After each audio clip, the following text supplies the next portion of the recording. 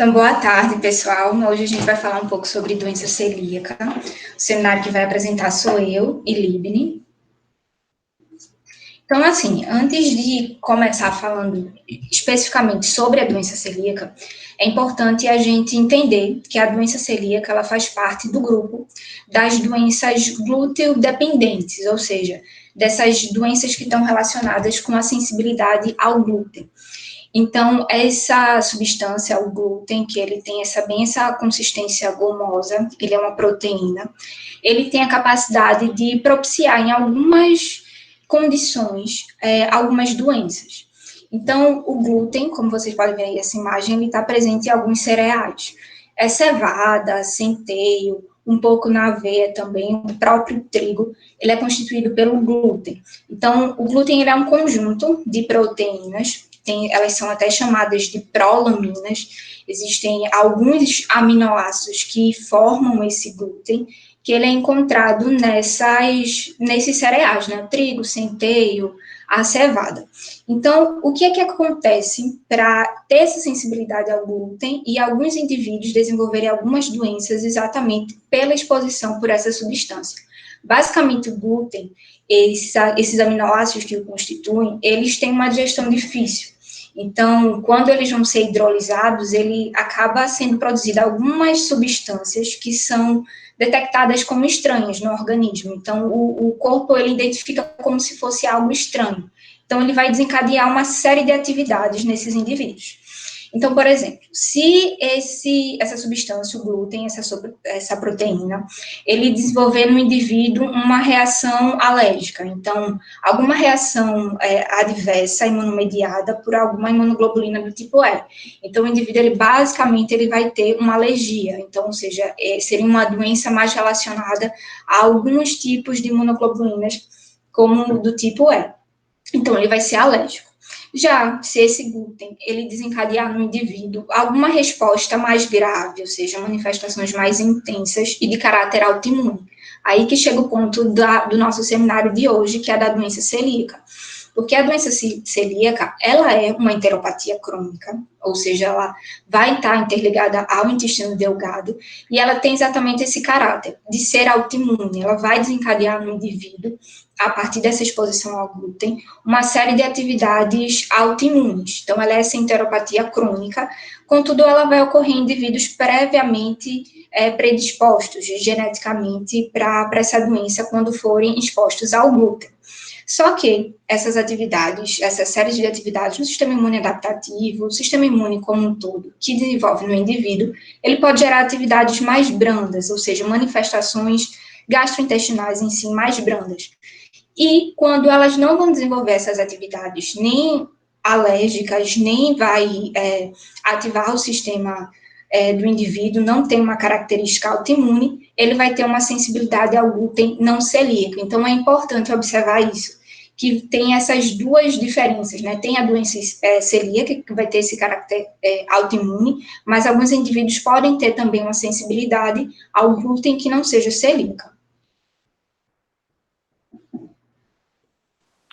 Então, quando a gente avalia a epidemiologia da doença, a gente percebe que a literatura traz uma média aí de 0,5% a 1% da população sendo portadora da doença celíaca. O que é importante ressaltar aqui é que isso é uma prevalência média, tá? Um dado estatístico médio, porque a gente vai ver que há muita variância, principalmente territorial, tá? Mas a literatura central essa média de 1%. E levando em consideração também a subnotificação, né? A gente sabe o problema que a gente enfrenta de subnotificação, então a gente considera isso como que a literatura traz, mas estimula-se, né, que há muito mais da população com doença celíaca. Quando a gente avalia a idade, também a gente percebe uma faixa etária específica para essa doença, tá, com a maior incidência, que seria aí de 6 meses a 5 anos. Mas também é comum o diagnóstico, né, encontrar essa doença em pessoas adultas. Mas o que é importante ressaltar aqui é que, por exemplo, quando a gente avalia por que essa idade, né, de 6 meses a 5 anos, é justamente como a Natália falou, a questão da sensibilidade pelo glúten, né? É quando a criança ela para de amamentar, que geralmente é depois de 6 meses, né? E ela começa a introduzir algum tipo de alimento. Alimento rico em quê? Em glúten, né? Como a Natália bem falou. Então, por isso que essa faixa etária é mais acometida, porque é justamente quando a criança ela entra em contato, né, pela primeira vez, aí ela começa a entrar em contato com o glúten. Quando avalia o sexo, a gente percebe também que o sexo feminino é mais acometido, tá em uma proporção de 2 para 1. Então, a cada 3 pessoas, né, 2 são mulheres, né, são do sexo feminino. Então, a gente percebe essa prevalência aí pelo sexo feminino. E quando a gente avalia a área geográfica, é importante ressaltar que é muito variável, sabe? Isso se deve justamente pela cultura do uso do glúten. Algumas regiões, elas usam mais glúten do que outras, né, alimentos ricos em glúten. Quando a gente traz dados específicos aqui do Brasil, por exemplo, a gente percebe que é muito mais prevalente sul e sudeste, justamente por essa cultura do glúten, né? Ser bem mais forte, né, lá. Então a gente percebe essa variância já nacional. E a gente percebe aqui em dados estatísticos também que o portador de doença celíaca, acredita-se, né, que pelos levantamentos atuais, seja de 1 para 474 adultos, tá, e 1 para 184 crianças. Então, com esse dado a gente reforça, tá, o que a gente percebeu lá na idade, que é muito mais comum em crianças, né, principalmente de 6 meses a 5 anos, do que em adultos, mas que também a gente encontra adultos com essa condição. Quanto à etiopatogenia da doença celíaca, ela envolve diversos fatores. A doença celíaca ela é uma doença complexa. Então, o seu desenvolvimento está interligado com tantos fatores ambientais, quanto fatores genéticos, quanto fatores imunológicos. O fator ambiental, como já vimos, o glúten, ele é o fator essencial para o desenvolvimento da doença celíaca.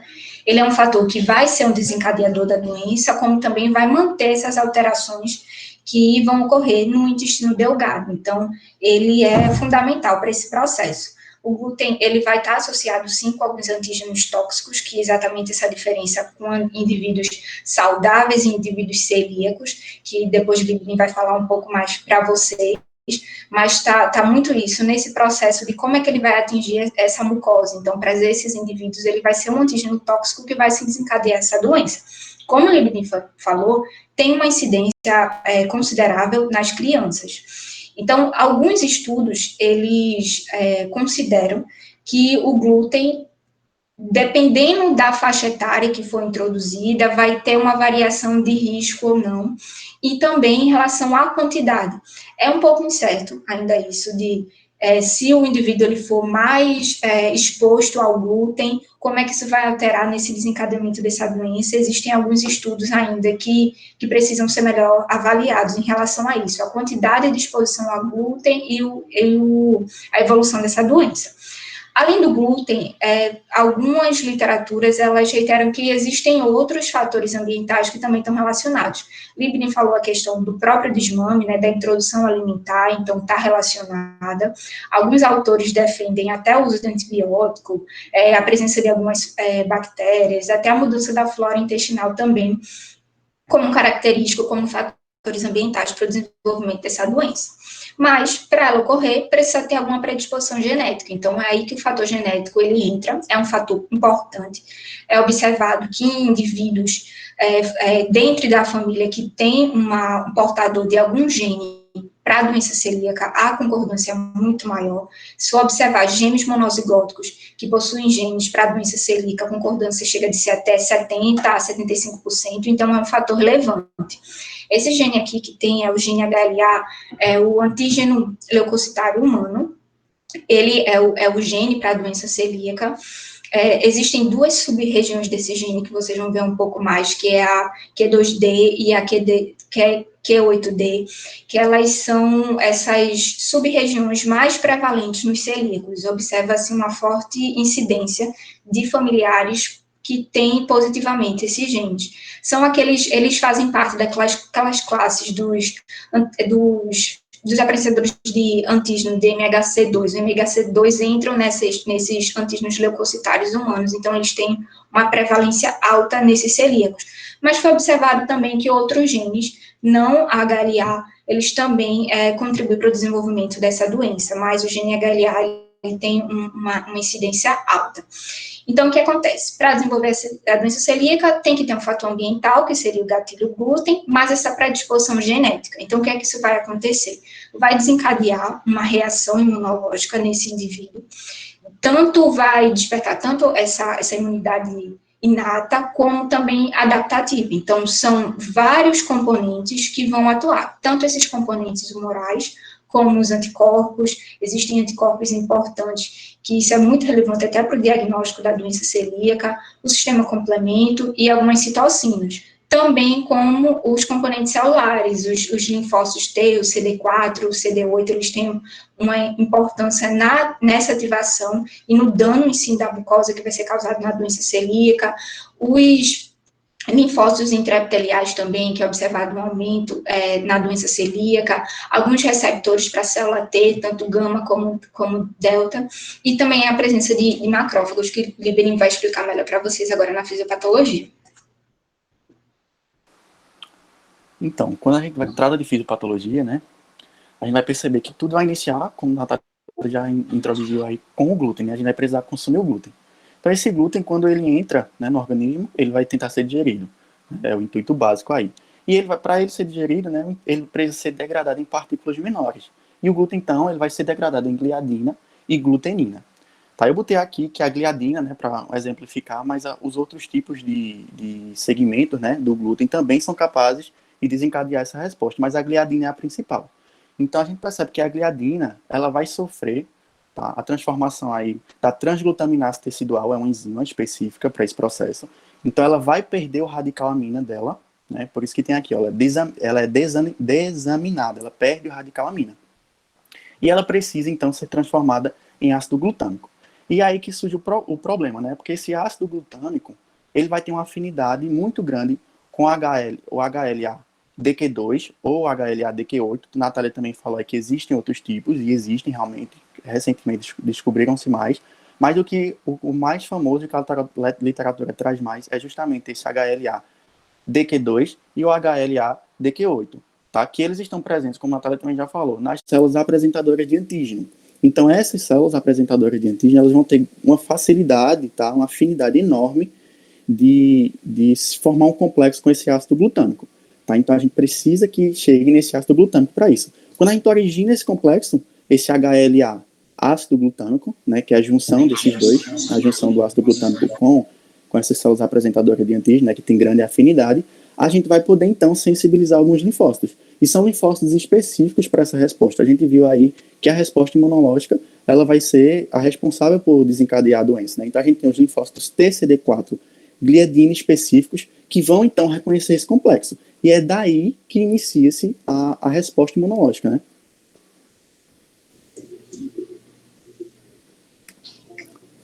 E quando a gente tem essa alteração imunológica, a gente percebe que ela acontece de dois tipos, né? Tanto celular quanto humoral. Quando avalia a alteração imunológica celular, a gente percebe que há um aumento de linfócitos intraepiteliais. A gente viu lá. O linfócito ele vai ser sensibilizado e ele vai sofrer expansão clonal.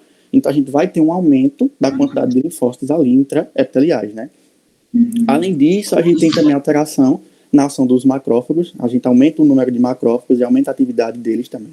Então, é uma atuação exacerbada de macrófagos ali naquela região, na região do intestino, né? E a gente vai ter também o aumento de citocinas, no intuito de recrutar novas células de defesa para aquele processo imunológico, aquele processo inflamatório ali. Quando a gente avalia as alterações imunológicas humorais, a gente vai ter aí a atuação de anticorpos, né? Então, há um aumento da síntese de anticorpos, tá? E é o que vai ser muito importante lá para o diagnóstico, a gente vai discutir mais adiante, esses anticorpos eles vão ser importantes. Então, a gente tem, tá, uma concentração de anticorpos naquela mucosa intestinal.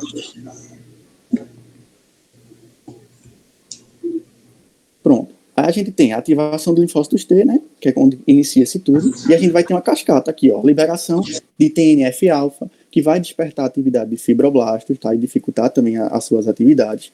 Vai ter liberação de metaproteinases, a gente vai ver depois também que isso é um problema para a questão de digestão, principalmente de algumas proteínas, que você realmente impossibilita a digestão de algumas outras moléculas. E a gente tem também aí a atrofia vilositária e a hiperplasia de criptas, né, que são as glândulas intestinais. Então, a gente tem que, desde a ativação, a gente desencadeou lá a ativação do linfócitos T e a gente chega na parte, né, que vai futuramente manifestar os sintomas, que é justamente essa atrofia vilositária. Então, perceba, a resposta imunológica é quem vai causar todo o problema fisiológico aí, que a gente vai discutir mais adiante no quadro clínico.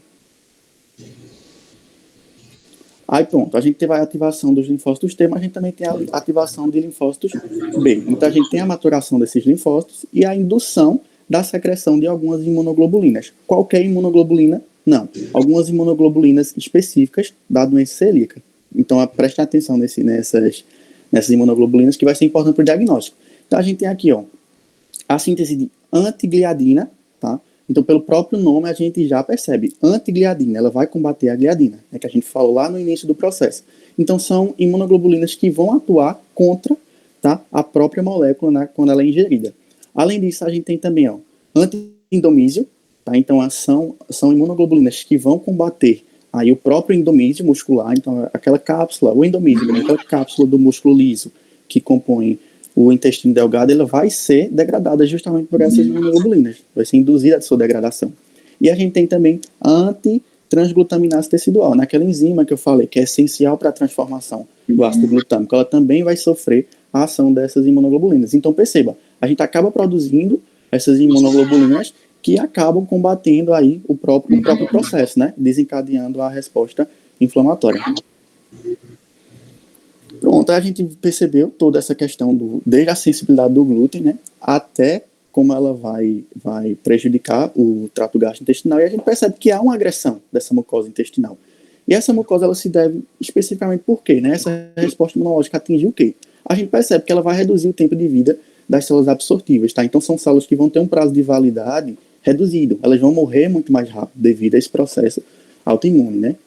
A gente tem também um amadurecimento insuficiente de enterócitos jovens, como a gente percebe que estão morrendo células muito cedo, a gente vai ter uma tentativa compensatória, né?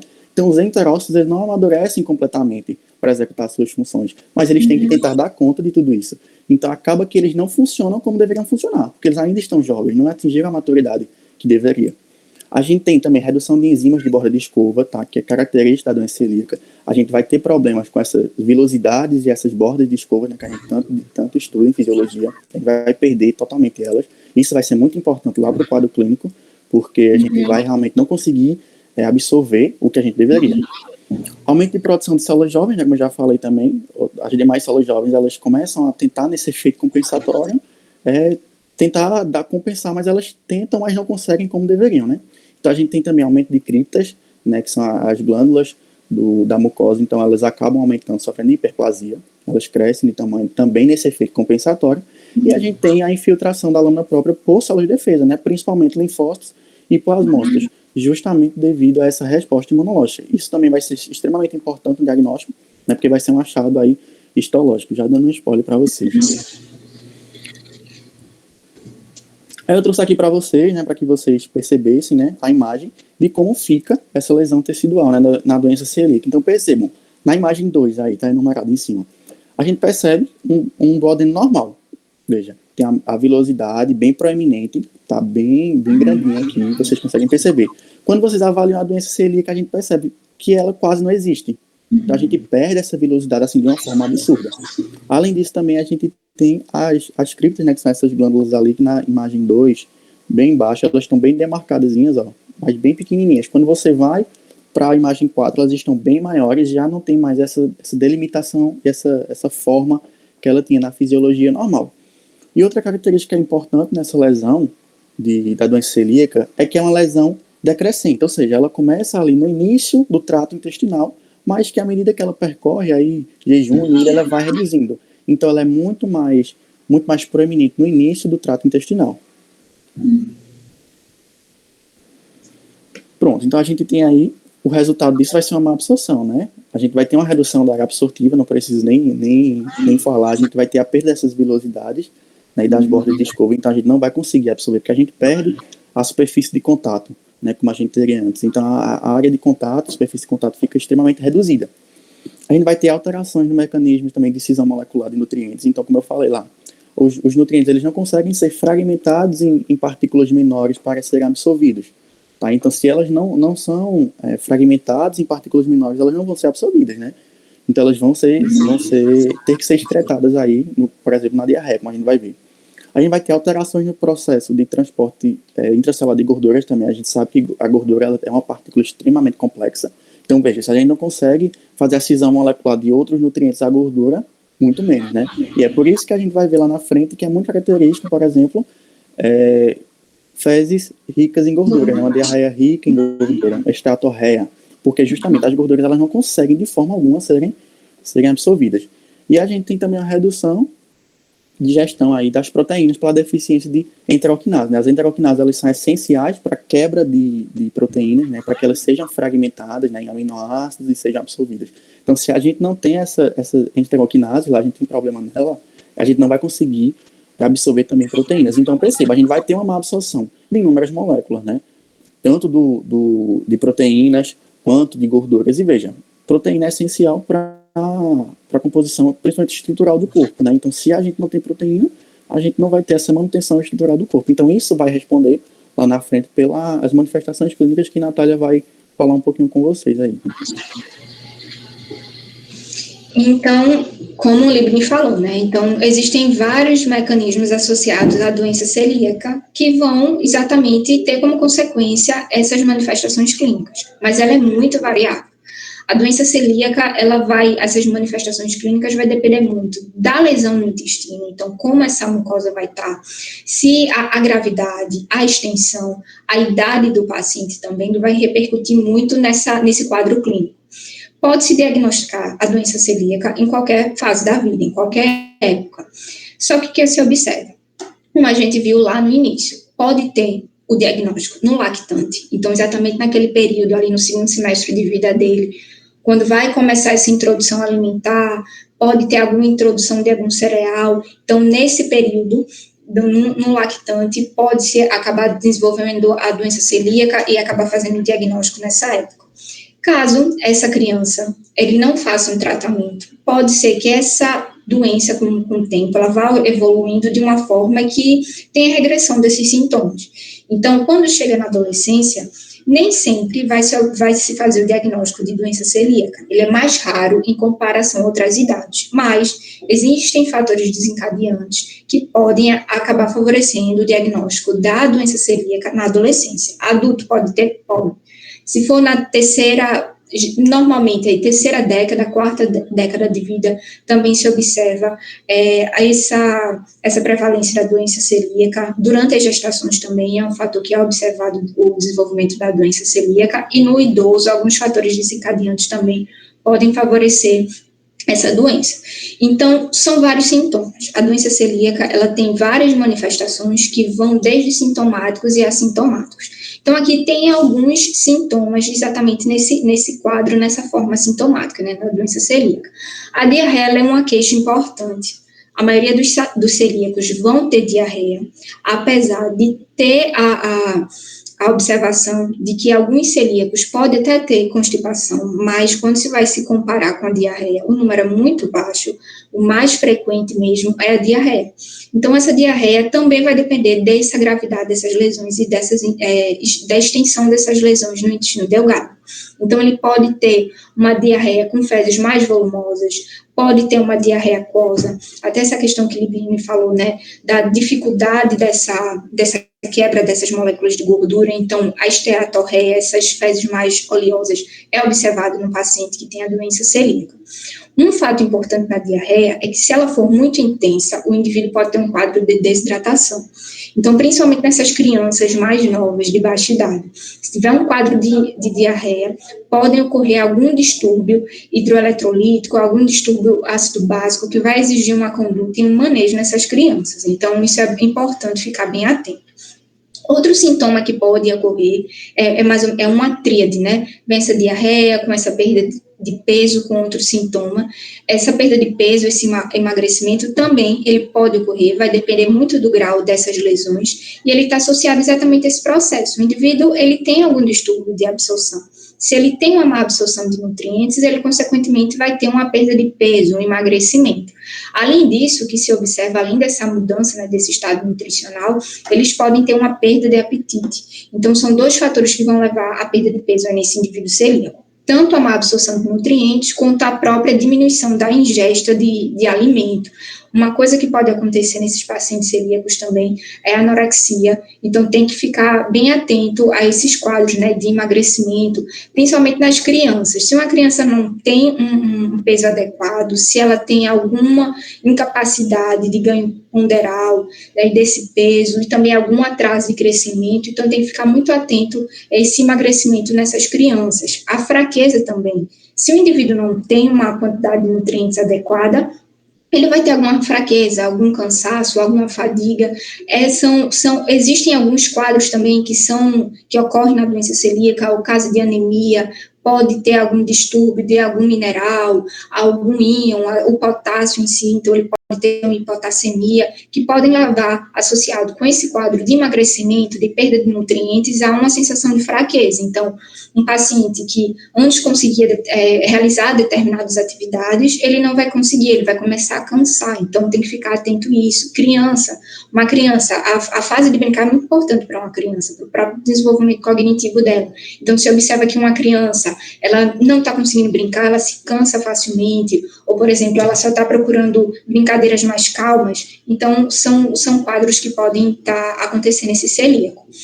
Outros sintomas, existe a dor abdominal, ela não é tão frequente, mas pode existir, mas um sintoma importante no celíaco é a distensão. A distensão abdominal, ela é importante, é como se fosse uma tríade: diarreia, perda de peso e a distensão abdominal. São sintomas importantes. Às vezes é a primeira manifestação da doença celíaca, essa distensão do abdômen. Então, no exame físico, consegue se avaliar e já tentar ver esse diagnóstico da doença celíaca. Esses casos de distensão, eles às vezes estão associados até com esse quadro de queda de potássio também, que causa essa distensão abdominal. Tem um sintoma mais grave, uma crise celíaca, que eu vou falar um pouquinho depois, que ela está associada exatamente com essa distensão por hipotassemia. Náusea, vômito pode ocorrer, não é tão frequente, mas o indivíduo pode ter. E outro fator também que ele pode ter é algum distúrbio psicoafetivo. Então, além de ter alteração dessa absorção de nutrientes, no celíaco pode acontecer alguma alteração de uma rota metabólica de neurotransmissores importantes, a dopamina, a norepinefrina, que eles estão associados à patogênese da depressão, por exemplo.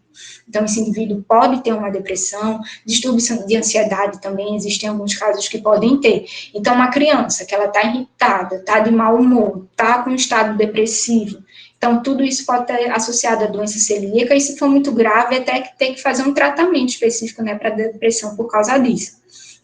Então, como eu falei, a doença celíaca, ela tem uma manifestação variável. Então, alguns autores, eles comparam a doença celíaca com um iceberg, porque só vai ser essa ponta, né, a ponta do iceberg, que ela vai ter sintoma. Então, algumas formas que vão ter como manifestação clínica a apresentação de sintomas. Mas pode ser tanto assintomático, que seria uma forma silenciosa, quanto latente, que o indivíduo ele não tem nenhuma alteração nessa mucosa intestinal. Então, existem vários modos de apresentação. Então, existe a forma clássica, não clássica, latente e a forma sintomática. Essa doença celíaca clássica, que exatamente vai decorrer dessa má absorção de nutrientes, então, o que é que o paciente ele vai ter de sintoma, né? Que nesse caso seria uma apresentação sintomática. Ele pode ter uma diarreia crônica, uma distensão abdominal, uma desnutrição, a esteatorreia, alguma anemia ferropriva, uma perda de peso, alguma alteração do crescimento, exatamente por causa dessa má absorção, né, de nutrientes. O que se observa também em criança é alguma atrofia da musculatura glútea. Então, tudo isso pode ser observado aqui também, é um quadro bem de emagrecimento. Alguns indivíduos podem ter até um edema por causa dessa alteração de proteínas, e esse edema acaba mascarando, de alguma certa forma, o diagnóstico, mas quando vai ver, o paciente está desnutrido, mas tem essa presença de edema, então acaba mascarando. Existe também uma doença celíaca não clássica, nessa forma não clássica, que ela tem dois tipos. Existe o digestivo, que é quando o paciente tem manifestação digestivas, só que mais brandas, quando comparadas com a clássica, mas também tem sintomas extradigestivos. Então, as crianças, elas podem ter alguma constipação crônica, a baixa estatura, anemia, tetania que é um sintoma que vai estar associado exatamente com alguns quadros mais graves, que é a crise celíaca que pode acontecer, a enxaqueca crônica, alguma infertilidade inexplicada, ela também pode alterar e até o ciclo da mulher. Então, a puberdade, ele pode ser tardia, a menarca também, uma mulher pode ter uma menopausa precoce, osteoporose também, exatamente por essa má absorção de nutrientes, cálcio, vitamina D, o indivíduo pode ter osteoporose, pode ter alguma neuropatia periférica também, são vários sintomas extradigestivos que o paciente pode ter por causa da doença celíaca. Aqui nessa imagem tem uma manifestação dermatológica, que é um sinal importante para a doença celíaca, ele é patognomônico, que é a dermatite herpetiforme, são exatamente essas lesões bolhosas que elas estão associadas aí com a doença celíaca, ela é uma manifestação dermatológica bem pruriginosa também. As outras formas de apresentação, existe a latente e a silenciosa. Na latente, o indivíduo ele tem uma biópsia intestinal normal frente ao consumo de glúten, mas, posteriormente, ele pode ter alguma atrofia, uma atrofia parcial ou total dessas vilosidades. Pode-se até observar antes, por exemplo, o indivíduo ele teve uma atrofia anterior, mas depois faz a biópsia e ele tem uma biópsia normal. Então, são essas formas latentes. É até uma questão importante quando for ver o diagnóstico, porque esse indivíduo, ele pode demorar um tempo para desenvolver essas alterações histopatológicas. Então, isso é até um fator importante no diagnóstico, porque tem que ter um tempo, às vezes, para ser esperado, para conseguir fazer alguns exames nesses pacientes. A outra forma, que é a forma silenciosa ou assintomática, é quando os indivíduos têm alterações sorológicas e histológicas da mucosa do intestino delgado, que são compatíveis com a doença celíaca, mas ele não tem manifestação clínica. Ficar atento nessa forma silenciosa em quem? Pacientes que têm alguma história familiar de doença celíaca, né? Esses parentes de primeiro grau que têm doença celíaca, então ele já tem alguma alteração sorológica, histológica, mas não tem manifestação. Isso é importante também aí no caso do diagnóstico, para ficar atento. Outra questão importante do diagnóstico, né, é ter em mente as doenças que podem aparecer associadas, né? Natália falou aí, eu vou iniciar por ela, dermatite herpetiforme, por exemplo. Ela é muito característica na manifestação de doença celíaca. Então, ela também é uma doença autoimune que ela vai estar ali associada às manifestações clínicas, né? Seria uma manifestação dermatológica muito considerável para o diagnóstico de doença celíaca. Mas, além dessa, a gente pode encontrar também diabetes mellitus, tá? Principalmente tipo 1, né? Que você já percebe a incidência bem maior na mesma faixa etária que a doença celíaca acomete, né? A gente sabe que diabetes mellitus tipo 1, ela também é considerada a diabetes do jovem, né? Porque ela se manifesta muito cedo. Então, é muito comum que pacientes que tenham a doença celíaca tenham também diabetes mellitus tipo 1. Além disso, a gente pode encontrar o mesmo paciente com problemas de tireoide também, tá? Deficiência de imunoglobulina do tipo A também é muito comum, esse déficit. Outras manifestações dermatológicas, psoríase, por exemplo, também é autoimune, também ela está muito associada aos pacientes com doença celíaca. Essa descamação da pele aí, pela resposta autoimune também, ela está associada, é uma manifestação dermatológica associada à doença celíaca.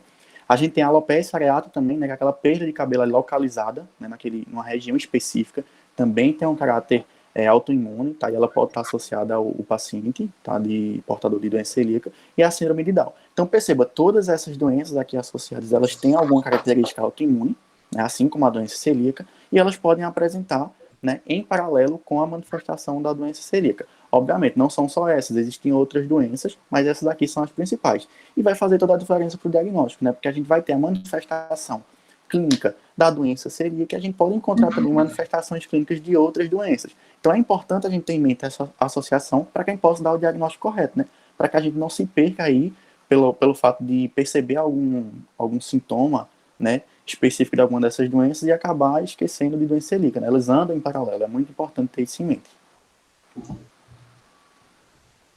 Então, quanto ao diagnóstico dessa doença celíaca, né? Como eu falei, ela tem muitas manifestações, tem várias formas de apresentação. Então, às vezes, o diagnóstico dela acaba sendo não tão simples. Não é que eu falo simplicidade em relação aos exames em si, mas de ter esse raciocínio clínico que leve à doença celíaca.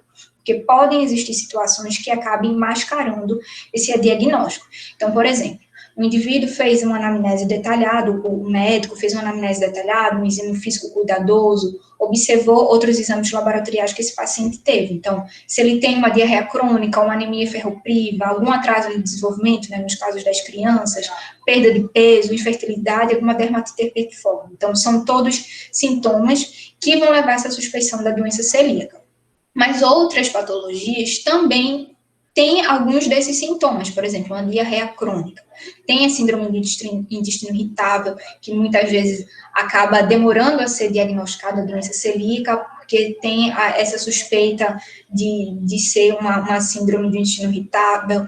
Quando se fala no Brasil também, aqui no Brasil tem essa incidência elevada de parasitoses. Então, uma criança que tem alguma diarreia, tem alguma perda de peso, então pode se levar até pensar esse diagnóstico de alguma parasitose, outra enteropatia, que acaba mudando nessa rota esse raciocínio clínico desse método. Mas é muito importante, mesmo que o exame clínico, o diagnóstico clínico, ele não seja suficiente, viável para fazer o diagnóstico definitivo da doença celíaca, é importante que essa anamnese, que esse exame físico sejam bem feitos. Por exemplo, o Libni falou agora dessas doenças associadas, a síndrome de Down, a diabetes mellitus tipo 1. Então, se o indivíduo ele tem alguma dessas patologias, é importante ficar atento para se procurar fazer o diagnóstico de uma doença celíaca. Se ele tem essa doença associada e algum desses sintomas, já ficar atento para um caso de uma doença celíaca.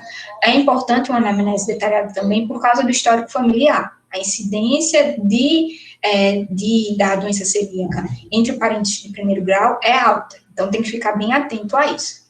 Então, o diagnóstico clínico, ele não é definitivo, mas existem outros exames que podem ser feitos, que vão ser feitos para conseguir fazer o diagnóstico. A sorologia, né, então, fazer essa dosagem desses anticorpos, desses marcadores sorológicos, eles são muito importantes. Exatamente esses anticorpos que o Libni falou antes, o anticorpo anti-endomísio, a antitransglutaminase tecidual, que é exatamente ela que vai fazer, né, a desaminação da glutamina para formar o ácido glutâmico, e os anticorpos antigliadina. São esses 3 anticorpos que eles têm caráter para fazer quando o indivíduo faz essa sorologia e tem um diagnóstico. Mas existem algumas diferenças entre eles. Como vocês podem ver aqui, esses dois, os anticorpos anti-endomísio e a antitransglutaminase, eles são os mais indicados, porque eles têm uma maior sensibilidade e uma maior especificidade em comparação com o anticorpo antigliadina. Até entre eles, existe uma certa superioridade. Por quê? Existe uma diferença em relação ao método do exame. O anti-endomísio, ele usa imunofluorescência direta, já o antitransglutaminase e o antigliadina, eles usam o método ELISA. Então, acaba que o anti-endomísio, por ter um método mais complexo e mais caro, muitas vezes ele não é tão, quando se fosse comparar a viabilidade entre a transglutaminase, ele é inferior, um pouco inferior. Então, nesses casos, acaba se optando por fazer antitransglutaminase, por ele ter esse método diagnóstico mais fácil, mais simples, mais acessível e barato, mas também por ele ter uma sensibilidade, uma especificidade um pouquinho maior que o anti-endomísio, mas os dois são bons, têm uma boa sensibilidade. Tem os anticorpos de antigliadina também, só que, como eu já falei, a sensibilidade e especificidade é mais baixa. Um fato importante é que esses anticorpos, o que vai se medir especificamente de uma forma melhor é o IgA. Ela tem uma sensibilidade, uma especificidade mais alta quando comparada com o IgG. Mas Libni falou em relação a essa deficiência de IgA. Ela pode acontecer. Então, esses indivíduos, quando vão fazer uma serologia, podem acabar tendo um resultado falso negativo por ter uma deficiência de IgA. Então, é indicado, nesses casos, também fazer a dosagem sérica da imunoglobulina do tipo A, para confirmar se esse resultado foi um falso negativo ou não. Outro fato importante, sempre que for fazer sorologia, o paciente ele tem que estar ingerindo glúten. Se ele tem uma manifestação clínica de doença celíaca e vai pedir o exame, não tira o glúten ainda, só depois de fazer os testes diagnósticos, de fazer a sorologia, senão o exame ele vai dar alterado. Então, quando chegam, além dessa sorologia, tem alguns exames que são importantes, e principalmente quando for essa associação, né, a endoscopia e a biópsia, que seria o histopatológico. A endoscopia digestiva alta, ela não é tão sensível, então ela não vai se confirmar esse diagnóstico, mas ela pode oferecer algumas suspeitas, né? Quando se for comparar com a biópsia é que é esse padrão ouro, que ele é confirmatório, mas ela pode ter algumas suspeitas, algo que pode indicar essa presença desse paciente ser celíaco. Então, se essas pregas duodenais forem serrilhadas, que é no caso da imagem, né, que o Binha até falou antes, se elas estiverem achatadas ou reduzidas, algumas fissuras nas pregas, se essa mucosa ela já tiver um padrão de mosaico ou ausência de velocidade na ampliação, são suspeitas já de doença celíaca. Então, o paciente ele pode fazer uma endoscopia digestiva, mesmo sem for para o diagnóstico de doença celíaca e observar esses achados. Então, já vai ser ali uma suspeita, algo importante para pedir um exame a mais, uma biópsia, para se confirmar esse diagnóstico. Então, mesmo uma endoscopia digestiva autoincidental, ela pode ser útil nesses casos. Então, padrão ouro é a biópsia, é o histopatológico, ele que vai conseguir realmente confirmar esse diagnóstico dessa doença celíaca. O ideal é que se tirem 4 fragmentos no intestino delgado, ali da segunda e terceira porção, ali já pega o duodeno. Então, existem algumas características que vão estar associadas à doença celíaca e que vão ser observadas e confirmatórias. Então, se observar algum aumento desses linfócitos intraepiteliais, alguma hiperplasia das criptas, alguma atrofia velocitária, então isso já vai caracterizar a doença celíaca. Essa classificação aqui que eu coloquei, fase 0, fase 1, fase 2, fase 3, é uma classificação de Marsh que os patologistas usam. Então, esse diagnóstico, como é que vai ser a interpretação dele? Fez a sorologia, fez a histologia, esses fatores até, eles são importantes, como eu falei antes, o paciente ele tem algum caso de doença celíaca na família, ele fez a sorologia de negativa, mas ele tem uma incidência alta, ele tem uma suspeição alta, ele tem esse caso na família, então é importante pedir a histologia, mesmo que essa sorologia de negativa nesses casos. Então, como é que seria essa interpretação? Sorologia positiva, histologia negativa, vai rever ou repetir a biópsia após 1 a 2 anos e seguir o paciente. Lembra aquele caso da forma latente, então por isso que é importante repetir essa biópsia posteriormente. Se a sorologia for positiva, a histologia positiva, está confirmada a doença celíaca. Se a sorologia for negativa e histologia positiva, aí tem que considerar outras causas de enteropatia. Por que isso? Essa histologia positiva, como vocês viram no quadro anterior, tem essa presença que é usada nessa classificação desses linfócitos intraepiteliais. Existem outras patologias que podem ter esse aumento, por exemplo, desses linfócitos intraepiteliais, uma giardíase, uma própria diarreia. Então, procurar outras causas. Se não encontrar, tratar como doença celíaca. Existe um teste que pode ser feito, é a genotipagem, né, do antígeno leucocitário humano. Ele não é um exame confirmatório, essa genotipagem. Por quê? Alguns pacientes, mesmo que não tenham a doença celíaca, eles podem ser esses genes, cerca de 30% da população. Então, por isso que ele não é o padrão ouro. Mas, nesses casos que a histologia for positiva e a serologia negativa, ele pode ser pedido. Algumas questões, elas batem até nesse ponto dessa genotipagem. Agora, se for negativo os dois, serologia e histologia, está excluída a doença celíaca.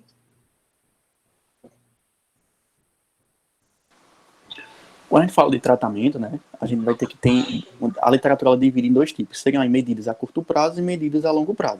É como a Natália falou, as manifestações clínicas aí, por exemplo, a gente tem um paciente que ele vai estar com diarreia, tá, de muito tempo, geralmente de muito tempo, de muitos dias. Porque geralmente você leva o paciente depois de ser uma diarreia persistente. Então, provavelmente, esse paciente ele vai estar desidratado. Então, as suas medidas vão ser medidas ali para estabilizar o paciente. Então, você vai corrigir essa desidratação do paciente, que é muito característica, devido a essa diarreia, né, já que ele não consegue absorver, passa direto pelo trato dele, então a gente tem que corrigir essa desidratação. A gente viu também a deficiência que ele tem de absorver algumas proteínas, então algumas condições dele vão ser características também. Então provavelmente é um paciente que vai ter hipoalbuminemia, né? A albumina dele vai estar baixíssima, então a gente vai ter que fazer aí uma reposição da albumina propriamente dita do plasma como um todo, tá? É importante isso. É um paciente, como a Natália falou também, ele pode apresentar anemia acentuada justamente por essa dificuldade de absorção. Tá? Então a gente vai ter que fazer também uma transfusão de hemácia. E caso ela apresente púrpuras, né, que é característico da deficiência de vitamina K, a gente vai ter também que fazer uma infusão desse tipo de vitamina. Obviamente, isso aqui são um quadro de estabilização do paciente mais geral. A gente vai perceber a peculiaridade de cada um, né, para tratar ele. Mas de uma forma geral, a gente tem que ter isso em mente. E a gente vai ter que, antes de solicitar qualquer tipo de exame diagnóstico, a gente pegar um paciente nessas condições, a gente vai ter que estabilizar. Aí a gente tem também as medidas a longo prazo, né? Geralmente a gente pratica essas medidas de longo prazo depois do diagnóstico. Sabe, a gente percebe que estabilizou o paciente, fez os exames, como a Thalia falou, sorologia, biópsia e tal, percebeu que ele tem o diagnóstico de doença celíaca, o que a gente vai fazer? Excluir o glúten por toda a vida. Sabe, é a medida mais eficiente, porque como a gente viu, o glúten é o que causa todo o processo. Então, se a gente exclui o principal causador, né, da condição, a gente vai tratar a doença, né, vai evitar a doença. Então, a gente vai excluir aí. O paciente não vai poder comer trigo, centeio, aveia, malte, cevada, todos esses exemplos que eu trouxe para vocês. Vou reforçar mais uma vez o que a Natália falou, que é importante para o tratamento também. A gente não pode testar o paciente, sabendo se ele tem ou não doença celíaca, pedindo para que ele pare de fazer o uso de glúten. A gente não pode tentar dar o diagnóstico de doença celíaca fazendo o seguinte: você vai deixar de usar glúten, você não vai consumir glúten de forma alguma, e a gente vai perceber, se você melhorar, provavelmente você tem. Se não, é outra condição. Não pode fazer isso, justamente pelo que ela falou no diagnóstico, né?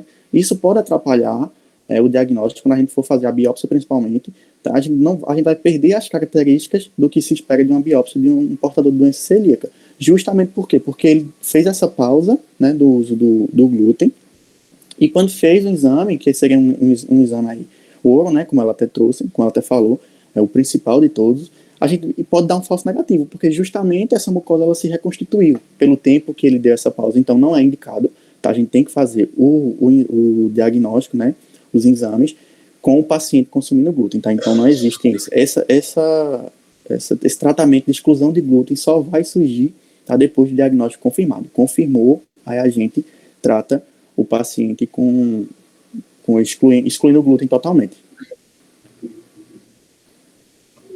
E a gente percebe também que com a lesão que a gente tem, né, tecidual ali a nível do intestino, a gente percebe que a gente vai ter problemas de absorção de outras moléculas. Então a gente vai ter que pedir também para que o paciente ele pare de consumir disacarídeos. Então lactose, sacarose, eles vão ter que ser eliminados também, só que diferentemente do glúten, apenas por 30 dias. Tá? Que seria o tempo ideal aí para que essa mucosa ela se regenere, ela restabeleça a sua capacidade absortiva, tá? E depois desses 30 dias, isso é uma média, depois desses 30 dias é que a gente vai fazer uma reintrodução progressiva. A gente vai começar a reintroduzir esses tipos de alimentos, né, ricos em sacarídeos aí, para que o paciente consiga absorver, né? Então a gente perceba, toda a lesão que o glúten causou dificulta também a absorção de N outras moléculas, né? Então a gente tem, além de cortar o glúten total para a vida toda, ele não vai mais consumir glúten, a gente tem também uma suspensão aí de disacarídeos por uma média de 30 dias, né, para que o epitélio ele se reconstituir e tenha de volta a sua capacidade de absorção.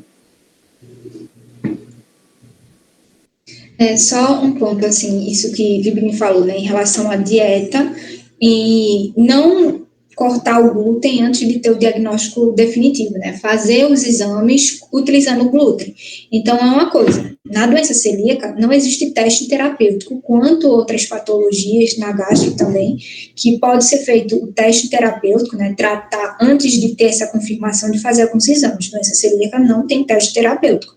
Então, como o Libni falou, vai cortar o glúten da dieta. Então, o prognóstico, ele é bom. Para quem segue essa dieta zero glúten, sem glúten, ele vai ter um bom prognóstico.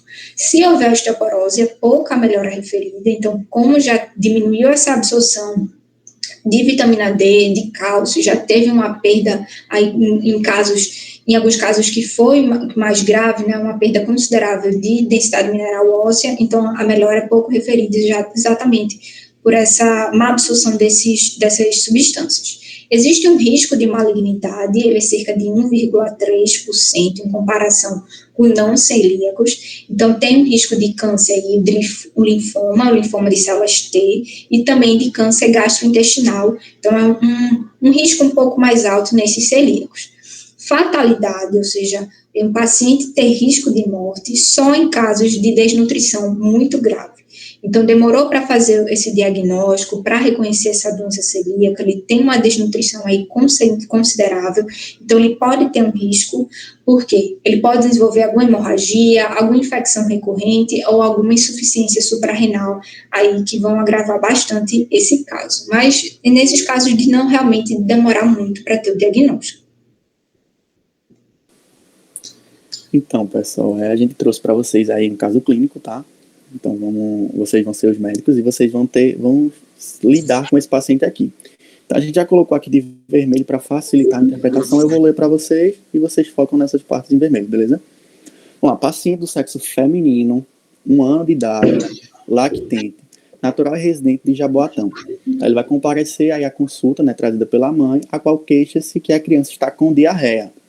Durante a anamnese, relata que os episódios de diarreia começaram há cerca de 20 dias, com fezes esteatorreicas, acompanhada de perda ponderal, que se tornou visível há 10 dias. Relata não ter feito uso de nenhum medicamento e conta não ter notado melhora no quadro.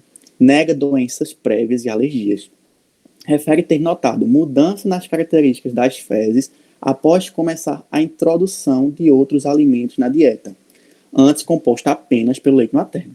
Ao exame físico, lactente encontrava-se hipocorada, afebril, né, temperatura considerável, normocardíaco, eupneico, um IMC de 17,5, já coloquei aqui uma fila para facilitar para vocês, desnutrição, grau 1, tá? Ancianótico e aniquitérico.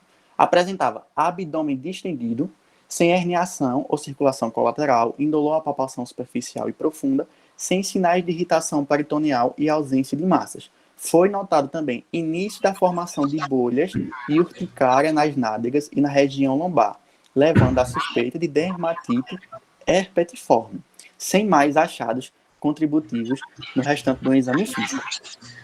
Então, vocês percebem aí o quadro dela, agora me digam, né? Qual a hipótese diagnóstica? Vamos lá, quero ouvir vocês. Essa tá fácil, pessoal.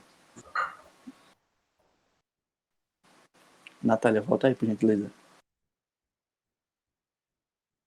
Aí, no caso, pela questão do histórico de perda ponderal, da desnutrição, e essa coisa importante de ter adicionado outra alimentação, né, nessa idade, talvez poderia ter uma reação da alimentação, que aí seria, no caso, a doença celíaca pela desnutrição e pela essa dermatite, né, que apareceu.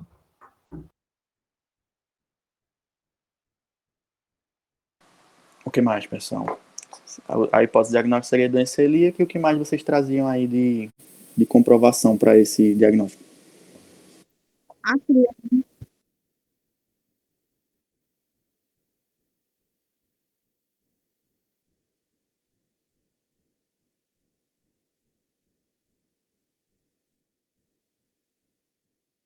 E se essa diarreia dela, como era? Luana? Astríade também. Não, pode falar, Natália, também. Porque a Luana falou no chat. Pode falar? Astríade também, que a Natália falou, de diarreia, perda de peso e o abdômen distendido. Apesar de ter só grau 1. Mas já, acho que já configuraria, né?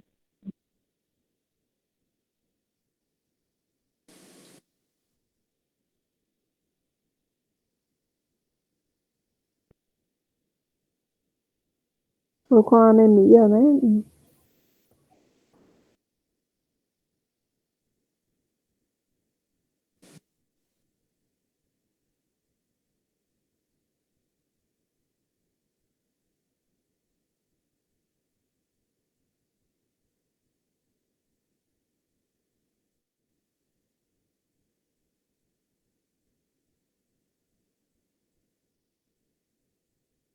Por ser autoimune, né? A sensibilidade ao glúten não seria que ela não é autoimune.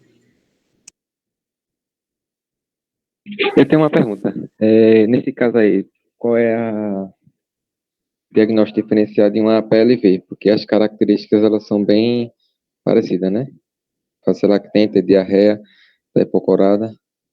Ela é um quadro assim característico também de APLV, né? E ele pode ter até, né, alguma intolerância a esses outros alimentos. Mas aí acho que nesse caso a própria dermatite herpetiforme, né, o local também, né, dessas bolhas nas nádegas e na região lombar, que ele é bem característico também, né, para a doença celíaca, aí já conseguiria de alguma forma acho que diferenciar, né, mesmo pela clínica. No caso dessa sensibilidade ao glúten não celíaco, meio que a ingestão eu não estudei isso ainda, né? Mas essa ingestão do glúten, ele causaria uma inflamação intestinal, mas não seria algo sistêmico para não causar essa dermatite, por exemplo? Porque na sensibilidade ao glúten não celíaca, ela não vai ser autoimune. Então, ele pode ter manifestação digestiva, só que ela não vai ser tão intensa. Então, não vai ser. Ele pode ter essas manifestações sistêmicas, né? No caso de ter alguma diarreia, algo do tipo. Mas por ela não ser autoimune, então é exatamente essa a diferença. Ela tem diferença tanto na característica molecular em si, de como vai ser essa sensibilidade, quando comparada à celíaca e à não celíaca, quanto do sistema imune. Então, alguns autores falam que na sensibilidade não celíaca é basicamente o sistema imune inato. Já na doença celíaca já vai ter o desenvolvimento adaptativo, né? Tanto dos componentes celulares quanto humorais. Então, é basicamente essa diferença.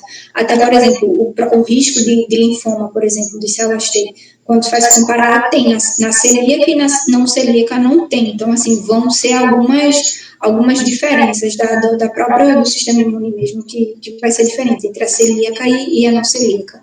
Agora, assim, isso que tu falasse, Fabiano, porque na PLV o bebê às vezes ele pode ter, né? Tem até umas fotos de umas crianças que eles têm bem essa lesão, né? Com as fezes mais ácidas, né? E que ela pode ter alguma lesão nessa criança. Mas aí acho que no caso para a doença celíaca, esse quadro dele do abdômen distendido, a dermatite herpetiforme, a desnutrição em si, né? Já seriam alguns indícios da doença celíaca.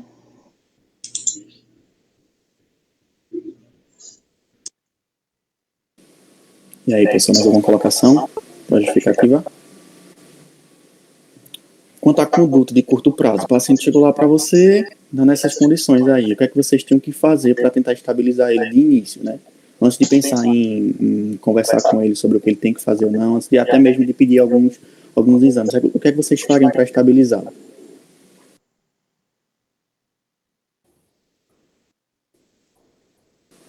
Vitória colocou aqui hidratação, ele colocou uma diarreia há 20 dias, né? Uma diarreia de 20 dias é muito considerável, né? Tanto que ele já perdeu peso. Isso mesmo, Vitória.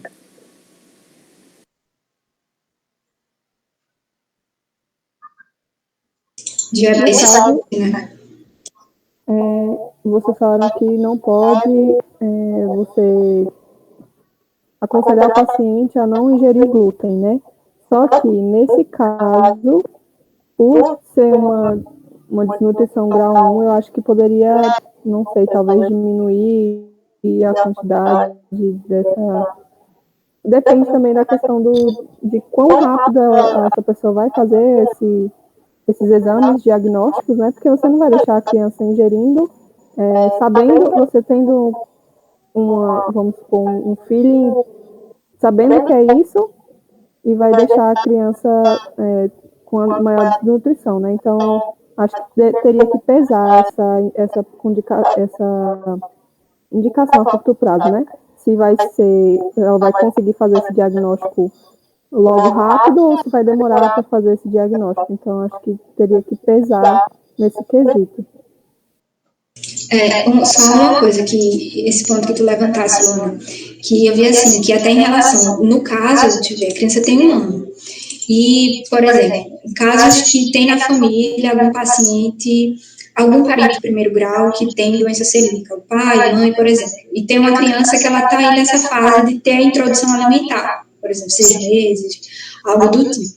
Então, mesmo que essa pessoa na família, pelo caso que tu tá dizendo, ela já está, por esse caso, né, o que tu pontuasse, ele já tem essa manifestação, esse grau de desnutrição. Mas, por exemplo, uma criança, ela não tem manifestação ainda, porque ela não começou, claro, a introdução alimentar, e esses pais, eles podem ter receio até de começar essa introdução, porque sabe que alguém na família tem doença celíaca. Mas não é para ter receio. A orientação do médico é que, para mesmo que alguém da família tenha doença celíaca, e quando essa criança for começar a introdução alimentar, é para introduzir glúten, não é para excluir, nem diminuir a quantidade. Não, dar menos alimentos que contêm glúten, que é para meu filho não ter doença celíaca porque eu tenho. Não, é para introduzir, até porque quando introduzir vai se conseguir ver, essa criança teve manifestação, então vai se conseguir fazer o diagnóstico adequado. Então é uma coisa assim, se algum parente tiver a doença celíaca e essa criança for começar a introdução alimentar, é recomendado que ela que tenha introdução de glúten para conseguir fazer esse diagnóstico, né? Claro,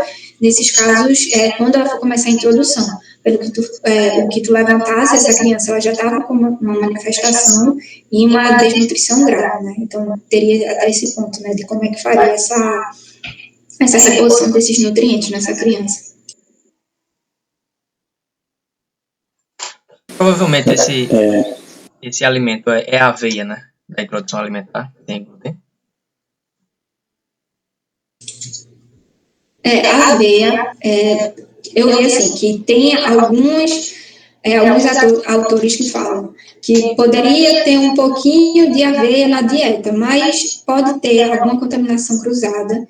E a aveia, ela tem a presença de proteínas, né, de aminoácidos que constituem um glúten. Então, como o Livni falou, para excluir totalmente da dieta. Mas eu já vi que tem médico que fala, não, um pouquinho de aveia não vai fazer mal. Mas a aveia, ela tem esses aminoácidos que fazem parte, né, do glúten também. Pode ter contaminação cruzada na indústria, né?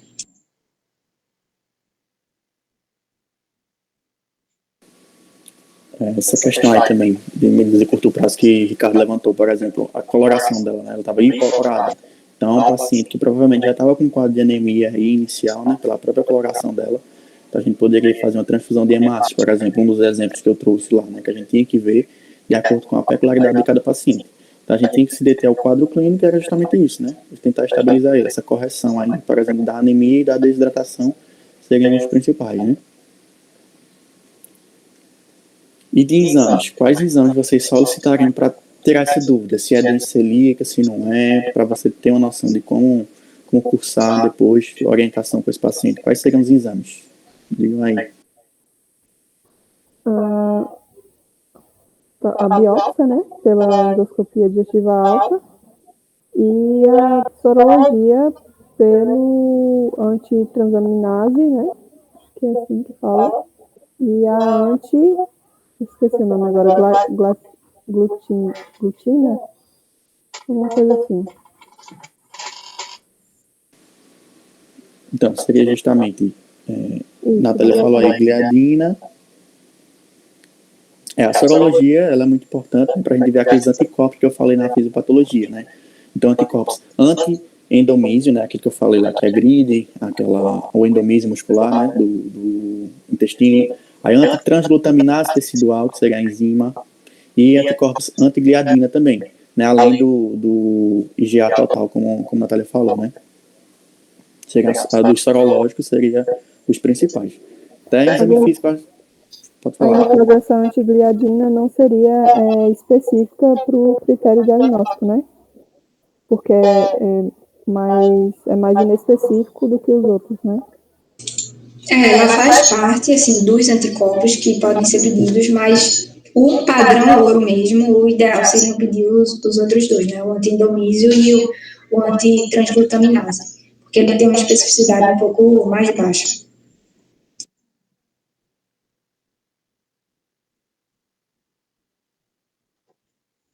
Aí, no caso, a sequência dele para fazer esse diagnóstico, essa hipótese, primeiro ele ia fazer a solicitação da sorologia, né?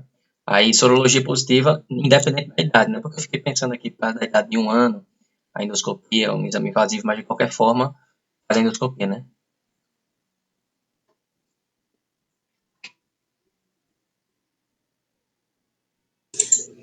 Ricardo, acho que nesse caso, é porque ele é 1 ano, né?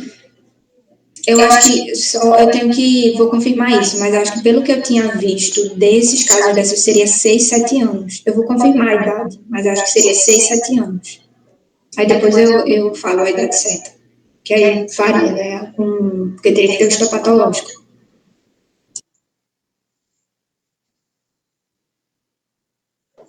Uma dúvida. Vocês falaram durante a apresentação que não poderia retirar o glúten, né, para você fazer o teste lá, para não dar alguma alteração, não é isso?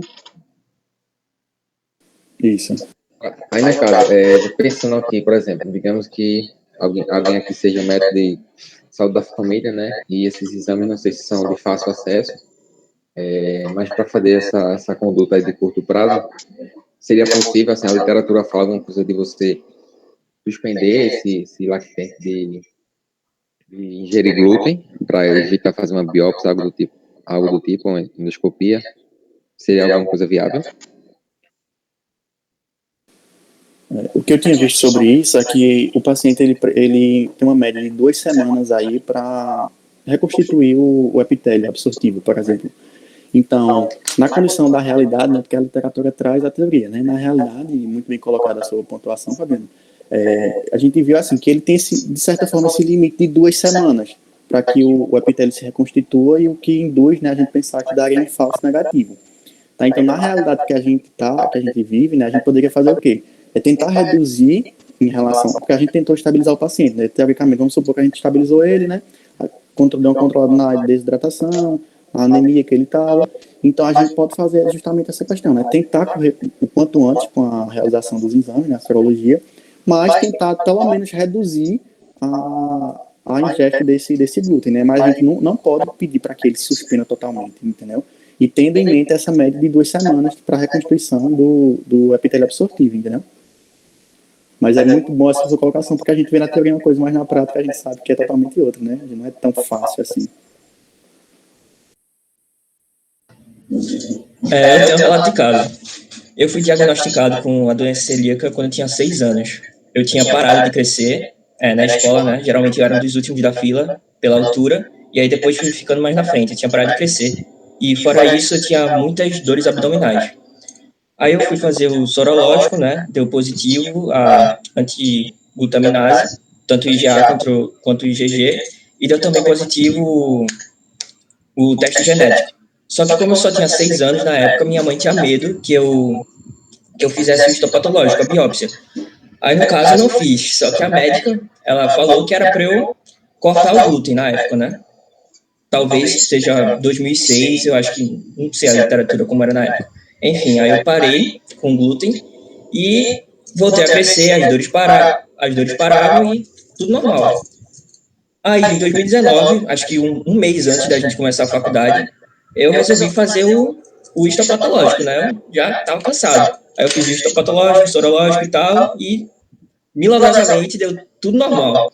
Ou seja, minha mãe disse que foi um milagre, nós somos católicos e tal, mas enfim, na medicina tem essas coisas, né?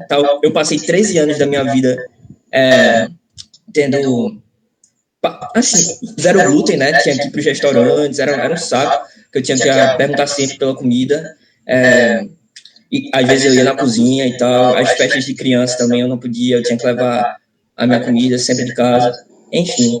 Mas agora tá tudo certo. Só um relato de caso mesmo.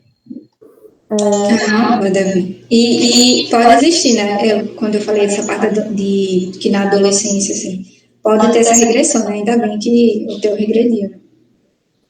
E eu estava vendo aqui, justamente esse manejo nessa conduta, é que não se indica realmente, eu estava vendo nessa questão da criança de 1 ano, sobre, por ela estar com a desnutrição grau 1, se pediria para a mãe maneirar na ingestão de glúten, né? Aí eu estava vendo aqui que realmente não se faz até que seja feito o diagnóstico completo. Então, talvez, não, no caso, não pediria de jeito nenhum para essa mãe diminuir, né, essa ingestão de glúten.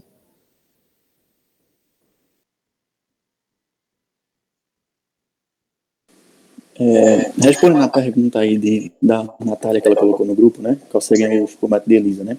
Aí Natália Arruda me corrige se eu estiver errado, mas é antitransglutaminase tecidual, né? E o anticorpos antigliadina, não é isso, Natália?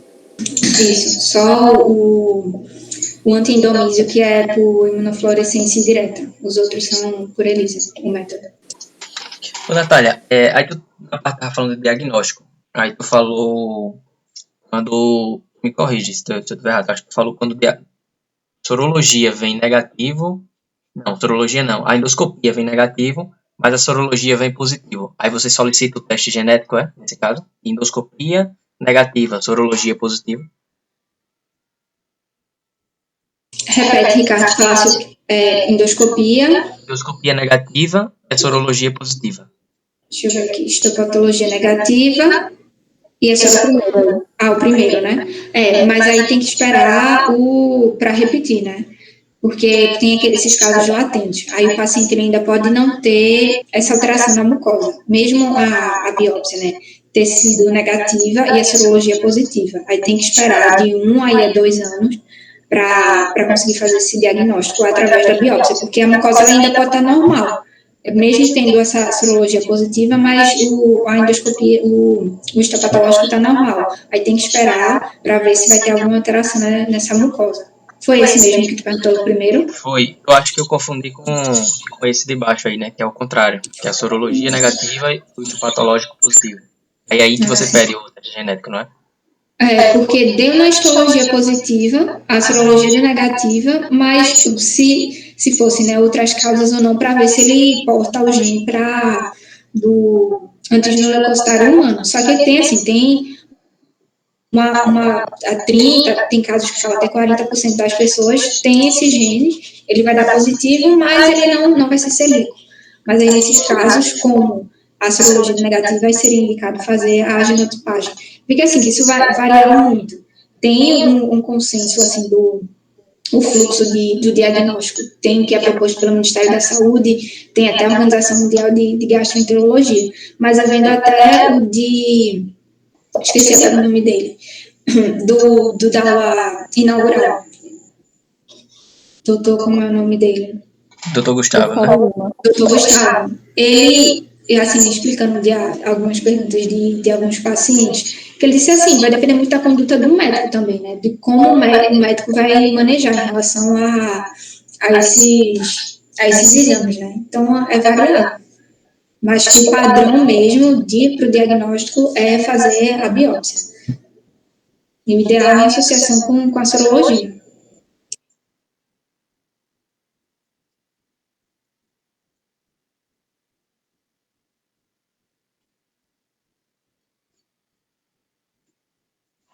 Mais alguma coisa, Libni, do caso?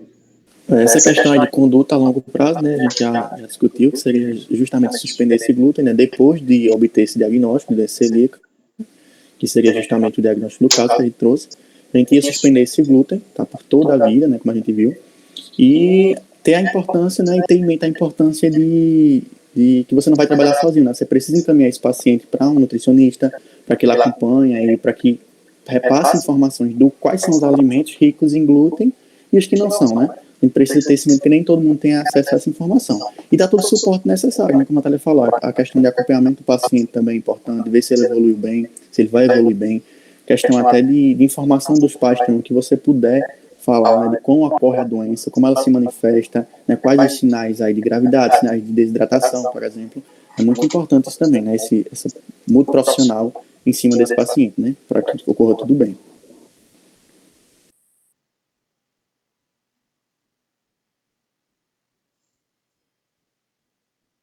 E a gente separou algumas questões para fazer com vocês. Essa questão aqui do Hospital Nacional do Câncer de 2018. Sobre a doença celíaca, assinale a alternativa incorreta. Letra D. Pode haver um quadro anêmico associado tanto por anemia de doença crônica, quanto de deficiência de B12 e ou deficiência de ferro. Letra C. Podem ser solicitados os anticorpos antitransglutaminase e antidionísio, ambos com boa sensibilidade. Todavia, há discreta preponderância de sensibilidade do antitransglutaminase em relação ao antiendonísio. Letra B. Os pacientes podem apresentar dois tipos clássicos de HLA, o HLA-DQ2 e o HLA-DQ8. Ou letra A manifestação dermatológica clássica é dermatite herpetiforme. Essa manifestação não costuma responder à retirada do glúten da dieta. Qual é a alternativa que vocês acham que está errada? Seria A, né? Por esse quesito de não responder à retirada do glúten. Isso, é exatamente isso que está errado. Ela costuma responder à retirada do glúten da dieta. Todas as outras estão corretas. Exatamente os dois tipos clássicos, o DQ2 e o DQ8, a questão que os dois anticorpos que têm boa sensibilidade, um antitransglutaminase e um anti-endomísio, exatamente essa discreta, né, preponderância de sensibilidade do antitransglutaminase ao antidomísio e a questão do quadro anêmico, né, pela má absorção de nutrientes. Pode ocorrer a deficiência de B12, quanto também pode ter de ferro. Mais alguma coisa nessa questão?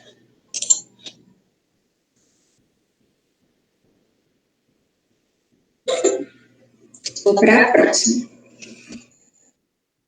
Sobre a doença celíaca, marque a alternativa correta. Letra D, a doença celíaca ou alergia ao glúten é uma reação mediada por IgE, as gliadinas do glúten. Letra C, o achado de infiltração por linfócitos no epitélio intestinal é específico para a doença celíaca. Letra B, as pesquisas do gene HLA, DQ8 e DQ2 são testes confirmatórios para a doença celíaca. E letra A, após a retirada do glúten da dieta, o desaparecimento dos sintomas é rápido, mas o tempo para a recuperação histológica é variável, sendo que nos adultos a recuperação completa raramente ocorre. Alguma sugestão? Essa questão, tanto eu quanto o Libni, a gente achou assim, um pouco estranha, a alternativa que foi adotada pela banca, mas eu trouxe essa questão por causa para a gente conseguir ver algumas questões aqui que estão incorretas, mas vocês têm alguma ideia aqui? O que é que vocês colocariam? Eu marcaria A. Mas Eu também. a questão dos sintomas desaparecer rapidamente, acho que isso é um pouco, varia, né? Pelo que eu entendi, varia do paciente e a resposta histológica também. E dizer que a recuperação histológica seria rara, que é bem... Enfim, é isso que você falou mesmo. Eu já vi, eu acho que até Dr. Gustavo, numa enquete daquela já que estava respondendo. Aí, eu acho que era em torno de 2 semanas para ter o desaparecimento dos sintomas, né? Mas a questão histológica aí demorava mais meses. Só que eu não sei essa parte de raramente acontecer. É isso que eu achei estranho, assim, esse raramente, porque a alternativa correta pela banca é realmente a letra A, após a retirada do glúten da dieta, o desaparecimento dos sintomas é rápido, como vocês falaram, mas o tempo para a recuperação histológica é variável, isso é verdade, sendo que nos adultos a recuperação completamente rara ocorre. Só o que a gente questionou realmente foi usar esse raramente, porque no adulto vai ter essa variação, né, de tempo, quanto na criança, a recuperação na criança, ela realmente é mais rápida, só que eu vi artigos dizendo que é raro não ocorrer a recuperação completa. Ela vai ter essa variação, né, da recuperação histológica. Só esse raramente que eu fiquei assim, achei um pouco estranho. Mas as outras alternativas a gente já teria como marcar incorreta de cara. Não é confirmatório o HLA, DQ8 e o DQ2, porque 30% da população porta esse gene, então ele não é confirmatório. O achado de infiltração por linfócitos no epitélio intestinal é específico para a doença celíaca, não é. Outras patologias também vão cursar com essa infiltração por esses linfócitos, como eu falei, a giardíase, alguma diarreia crônica, alguma diarreia aguda, outras enteropatologias também vão cursar com infiltração por linfócitos. Aí aqui é saber, né? A doença celíaca ou alergia ao glúten é uma reação mediada por IgE? Não. A doença celíaca, como ela afeta a mucosa, ela vai ser mediada por IgA. Agora, a alergia ao glúten, sim, ela vai ser mediada por IgE. Então, acho que por eliminação acabaria marcando a letra A, né? Mesmo que ficasse em dúvida aí se vai ser rara ou não. Mas pelas outras, já conseguiria marcar a letra A.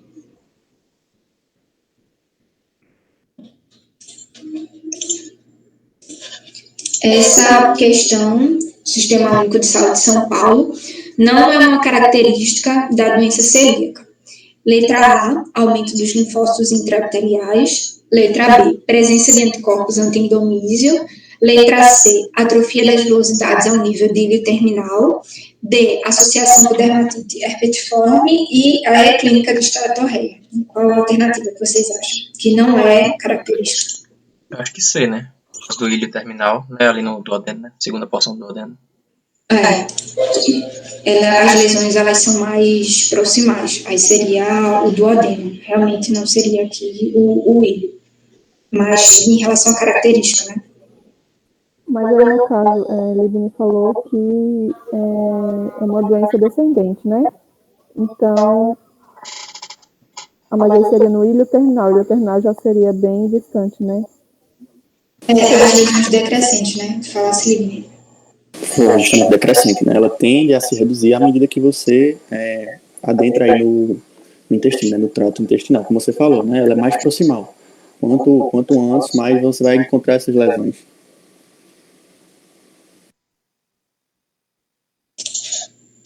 Alguma coisa assim dessa questão? Acho que tudo tá bem direto, né? Tudo é bem característico, né? O linfócito intraepitelial, os anticorpos, a dermatite e a esteatorreia. Esteatorreia, na verdade. Essa daqui, pode falar. O que poderia causar essa dermatite, como é que é o nome? Herpetiforme, né? Outras doenças, assim, que poderiam causar essa dermatite, para meio que fazer um diagnóstico diferencial, se aparecer, vocês sabem? O que eu vi sobre esse tipo de dermatite é que ela também era uma doença genética, né? Ela vinha aí de problemas genéticos. E ela seria uma manifestação dermatológica, mas que ela pode cursar de forma independente. Né? Um paciente tem lá só esse tipo de dermatite, entendeu? Só que existe uma associação desses dois genes, sabe? Dos genes da doença celíaca, que a gente viu, e os genes desse tipo de dermatite. Então, por isso que geralmente eles cursam juntos, mas o paciente ele pode apresentar só esse tipo de doença imunológica, né, autoimune. Sabe? Ela é um tipo de doença autoimune que ela pode acontecer aí de forma independente também. Seria uma doença por si só, entendeu? Isso. Tem até autor que fala que seria como se o sinal patognomônico para a doença celíaca. Eu acho que por isso que eles colocam tanto nessas questões, né? Essa questão é do Hospital Universitário de Taubaté de 2014. Assinala a alternativa incorreta quanto à doença celíaca. Letra A. A forma clássica é caracterizada por sintomas de má absorção, semanas a meses após a introdução do glúten na dieta, com presença de diarreia crônica, fezes volumosas e gordurosas. Letra B. Tetania hipocalcêmica pode ocorrer. Letra C. Os anticorpos anti-endomísio e antitransglutaminase da classe IgA têm alta sensibilidade e especificidade. Letra D. Para o diagnóstico, é imprescindível a realização de biópsia de intestino delgado. E letra E. No tratamento, devem ser excluídos alimentos que contenham glúten, como trigo, centeio, milho e cevada. Qual a alternativa?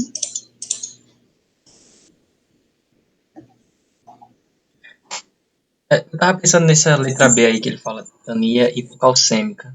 Assim, a relação que eu penso agora é tipo, em relação justamente à má absorção, né? Você vai ter má absorção de cálcio. Aí eu não vi se vocês falaram, não lembro se vocês falaram alguma coisa disso no seminário. Mas eu penso isso, se você vai ter uma absorção de cálcio, aí você pode ter uma tetania, né? Devido à baixa de cálcio. Mas não sei se pode ser um achado da celíaca. Pode. É até aquele caso da crise celíaca. Aí ele pode ter uma diarreia hipotônica, ele pode ter a presença dessa tetania hipocalcêmica, como o mecanismo que tu falasse, diminuir a absorção de cálcio. Ele pode também até ter uma distensão já por causa da hipopotassemia, além pode ter hemorragia também, tudo isso nessa crise celíaca, que já seria uma forma bem grave, né? Mas aí pode realmente ter essa tetania. Seria uma manifestação até extradigestiva, né? Bom, aqui é a incorreta, todas as outras aqui, letra A, B, C e D, todas estão corretas. A única errada aqui é uma coisa assim, bem mais simples, né? O que devem ser excluídos? Milho não deve ser excluído. O que está errado nessa questão é exatamente essa alternativa é por causa do milho. Mais alguma coisa, assim, em relação a essa questão? No É só caso isso. da letra D, porque ele fala em prescrever a realização de biópsia. Aí, nesses pacientes mais jovens, também levaria em conta isso ou não?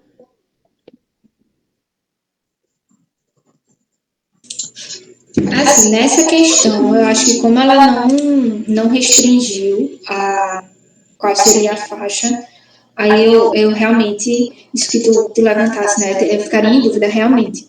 Mas como ele fala assim, a doença celíaca como um todo, e para a realização da biópsia dela, para a doença celíaca, ela é considerada imprescindível, aí eu acho que seria, porque existem algumas questões que elas são voltadas mesmo para a criança, que eles vão definindo a faixa de idade, colocam um caso clínico e só focam mais em crianças, mas como nessa questão aqui foi geral. Mas aí eu vou ver, Natália, se, como nessas outras questões, se eles colocam alguma coisa assim em relação à endoscopia, à biópsia. Endoscopia não, especificamente a biópsia, né? Tu até comentou que é 6 anos, né? A partir dos 6. Eu vou confirmar. Isso quando eu estudei, eu lembro de ter visto 6, 7 anos, mas eu vou confirmar isso depois eu passo para vocês no WhatsApp. Aí eu confirmo. Realmente, eu tenho a recordação de 6, 7 anos, mas depois eu confirmo com vocês.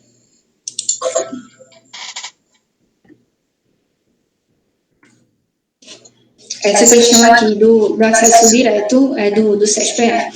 A doença celíaca ela pode se apresentar em adultos sob formas atípicas em que não necessariamente existem diarreia grave. São possíveis manifestações extraintestinais da doença celíaca, todas as citadas abaixo, exceto letra A, hiperestremismo, letra B, anemia ferropriva, letra C, osteoporose, D, infertilidade e E, nefropatia por IgA. E qual a alternativa que vocês acham?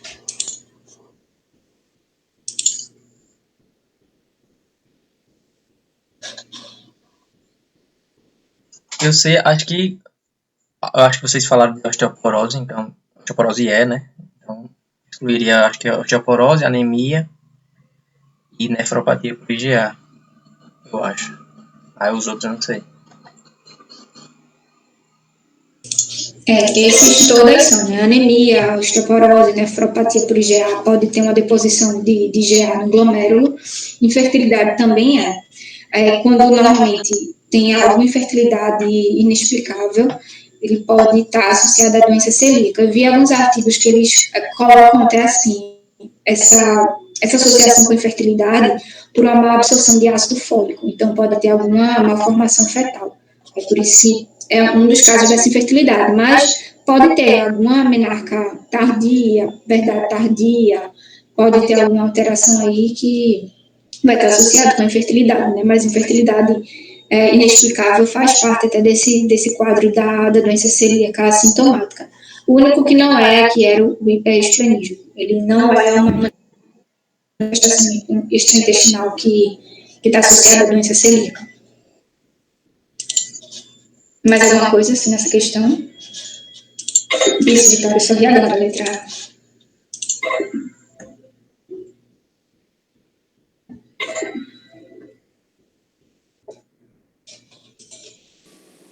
A gente trouxe também para vocês aí dicas de leitura, né? Mas mais no intuito de mostrar a vocês que existem inúmeros estudos, né, que saem aí atualmente sobre doença celíaca, principalmente pelo fato da terapêutica dela, né, de ser de aí excluir o glúten totalmente da vida, isso implica na qualidade de vida do paciente. Então existem inúmeros estudos que tratam ainda a doença celíaca com questões terapêuticas, por exemplo, né, tem um deles aí que traz isso, ele discute essa questão de novas tentativas terapêuticas, né, até a formulação de novos glúten, né, com modificação genética, né, para que ele não seja um glúten que acarrete tudo isso, mas ainda é bem inicial, a gente não tem estudo suficiente para comprovar, né, esse tipo, até uma questão de custo envolvido também muito caro, então ainda o tratamento continua sendo a suspensão do uso do glúten por toda a vida, né, até que se chegue aí, né, numa terapêutica diferente, mas justamente isso. Eu trouxe um aqui também, esse de baixo, que fala das manifestações da doença celíaca, né, que também é uma pauta de muitos estudos que trazem as manifestações da doença fora do intestino. É uma doença aí intestinal, mas que ela tem uma repercussão muito grande aí, né, em outros sistemas. Então, existem inúmeros estudos que tratam sobre isso, né, que tentam levantar cada vez mais essa pauta, tá? Meio que para tentar padronizar o que é que pode e o que não pode ser considerado para influenciar no diagnóstico e no tratamento, tá? Tem esse outro artigo também que eu gostei muito, que é sobre falando da terapêutica e diagnóstico, tá usando as células T, né? A gente viu aí os linfócitos T, né? A relação deles com a doença, que é importantíssima. Então, são estudos que tentam fazer desses linfócitos T também uma chave para diagnóstico e para as condições de evolução.